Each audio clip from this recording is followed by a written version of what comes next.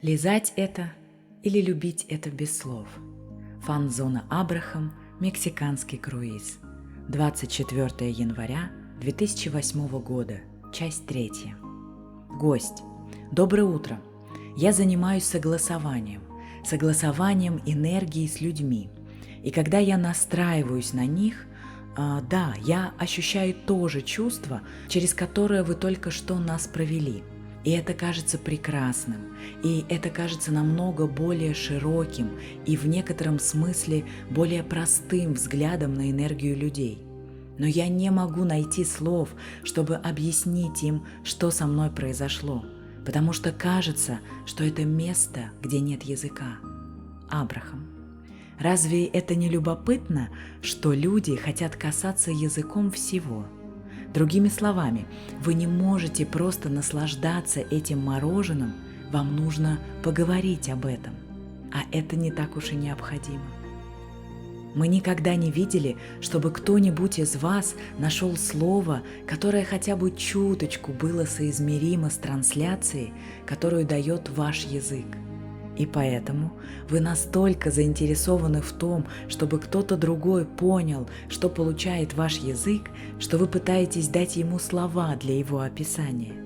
И ох, вы так низко падаете. Мы не видели, чтобы большинство из вас брали рожок мороженого, передавая его от человека к человеку, и настаивали на том, чтобы они лизнули его. Я лизнул его, мне нравится, теперь вы его облизываете, вам понравится. Смех. И пока вы не оближете его и не полюбите его, я не буду облизывать его и любить так же сильно, как облизывал его и любил. Потому что теперь, когда я думаю об этом, я не уверен, насколько это было хорошо на самом деле. А если бы его лизнули и не полюбили, то что бы вы сделали? 100 человек лизнули и не полюбили этот рожок. И о чем я только думал? О чем я только думал? Что ж, мы думаем, вы понимаете то, к чему мы здесь пришли. Другими словами, существует тенденция так сильно заботиться об обратной связи, которую вы получаете от других, что возникает разочарование, что вы не всегда можете найти общий язык с ними. И это одна из тех вещей, которые нам так нравятся в том, чтобы заставить вас индивидуально настроиться на то, кто вы есть на самом деле. Вы говорите о простоте, вы не произносили этого слова, но вы тянулись к знанию об этом слове, к его существованию, понимаете?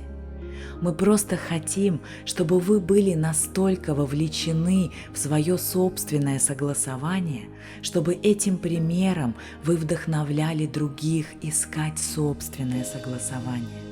А затем просто облизывайте рожки мороженого и оставьте всех в покое. Редакция и перевод Юрий Брюховецкий, озвучка Мария Рощепкина. Сообщество Good Vibrations.